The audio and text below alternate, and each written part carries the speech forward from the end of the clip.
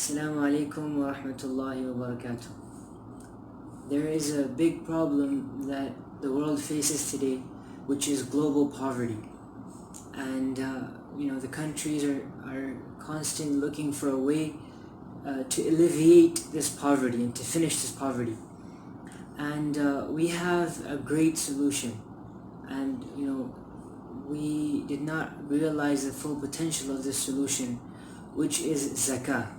Zakah is essentially a wealth tax, which is taken annually from those people who have more than a certain amount of stagnant money lying around, right? So this stagnant money is taxed. We're used to the notion of income tax. Income tax is basically, when you earn the money, you're just taxed once, and no matter if you have that money, for a million years, if you inherit that money, there is no tax on that money. But basically, income tax is like a one-time thing, whereas the zakah is more of like an annual wealth tax, 2.5% to be exact, of any wealth more than a certain amount. And that certain amount is about 87.48 grams of gold, which it equals to about more than $4,000. So basically, if you have $4,000 plus dollars, which are lying around, not including the things you use, like not including your car that you drive, the house that you live in, even if you live in a mansion, and even if you drive a Lamborghini, but because you use these items, you're not taxed on them. But the wealth that you have lying around, stagnant in your bank account, for example, that wealth is taxed. And as like I said, is if it's more than $4,000, and it's taxed 2.5%. So for example, if you had $4,000, 2.5% of $4,000 would only be about $100. So you're taxed $100 in the whole year. And essentially what that does is that this money is spent on the poor people, right? And then this is something which occurs every year. And what happens is that because there's a lot of people in society, and wealth is not a bad thing, right? Because you can earn as much as you want. But because you have great wealth, you have great responsibility. You're also responsible for others in society who are not as well off. And then you have to also understand that poverty is not a class, right? It's not a class of people. It's a state in which a person is a state of a person, right? And that the person can leave that state. He can graduate from poverty. Most of the time, only a little push is needed. So we look back in the annals of history, and we find that zakat became the means of empowering the people, and so much so that after a little while of receiving zakat, the people would become such that none of them, basically, if you have more than a certain amount, you can't receive zakat. So nobody would be eligible to receive zakat in the area. We see this repeatedly. When Mu'adh bin Jabal radiallahu anhu was sent to Yemen, and then the system started over there. After a few years, they became self-sufficient. They became independent. And that's the beauty of zakat, that zakat is taken from the wealthy of the area and spent on the poor of the area. The poor of the area are most deserving of the zakat of the wealthy of that area. So basically, what happens is that these people graduate out of poverty, and because this is something which is continuously happening.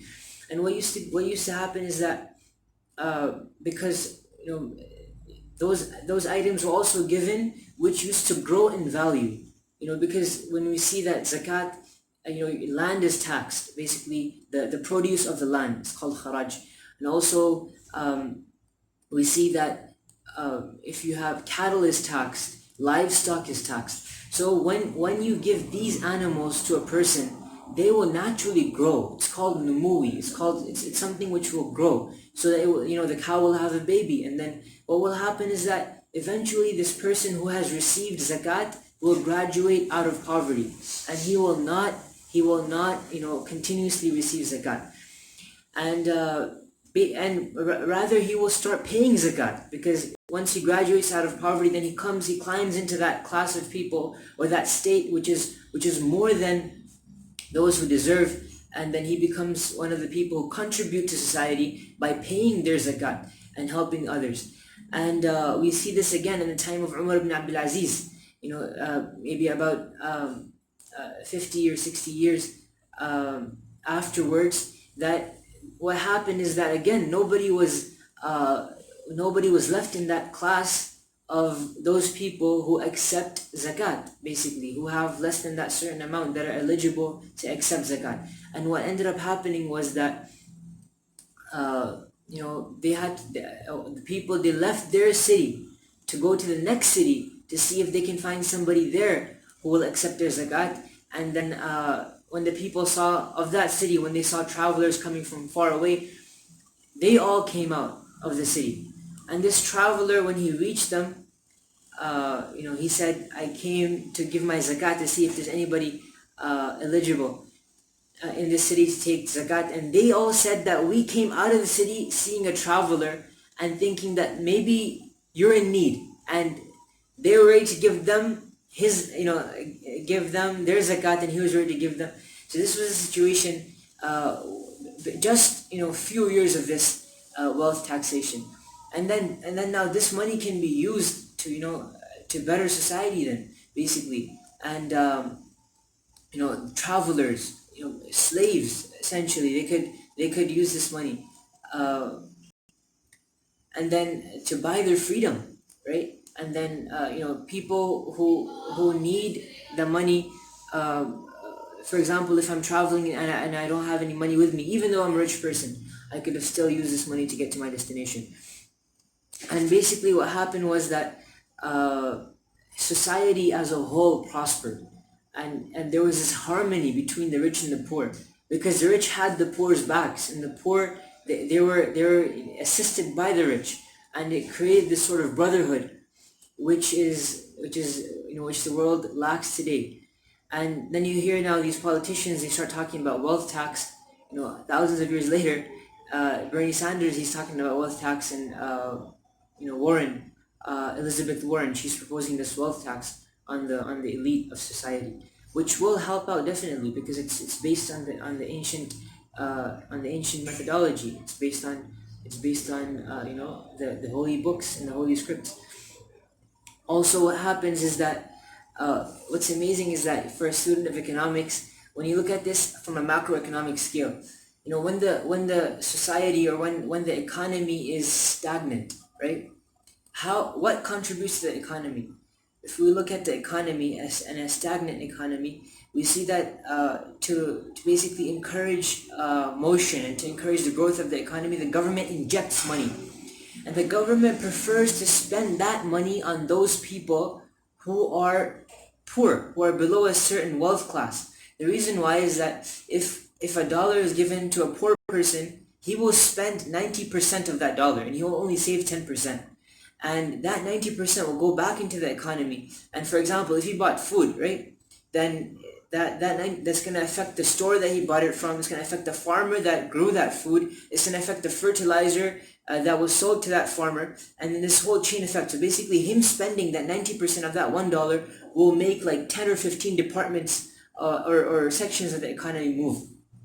And as opposed to if I give that $1 to a rich person, then it's called the marginal propensity to spend or to consume, right? So his marginal propensity to consume will be less than that of a poor person, because a rich person, he doesn't need to spend that dollar. He'll probably spend 10% of that dollar and keep 90% of it. Whereas savings is a leakage to the economy. Savings is money just kept on the side that doesn't contribute to the economy. And we look at the life of the Prophet ﷺ, may peace and blessings be upon him, that he discouraged hoarding, and he encouraged spending in charity, not saving for the next day, or saving enough that you have your clothes on your back and your food in your stomach, but not saving for the next year and the next year, and keeping your gaze such high ahead. So it's amazing, subhanallah, that we understand these principles from those teachings that were taught to us so long ago. Also, an amazing thing is that in Surah Yusuf, it's a chapter of the Holy Quran, and it's about Prophet Joseph. That we learn from there that when the economy is stagnant, it's encouraged for the government to spend, and when the economy is prosperous, it's encouraged for the government to hold back spending, because the government spending at a time of poverty will put the economy into motion. The same principle. The poor people will spend the money, and then it will keep the economy turning. And the government spending at the time of prosperity will basically cause inflation, right? Which is going to make money lose its value. So these were some things that I had on my mind. And Jazakumullah khair. May Allah bless you. And till next time, peace be upon you. Assalamu alaikum wa rahmatullahi wa barakatuh.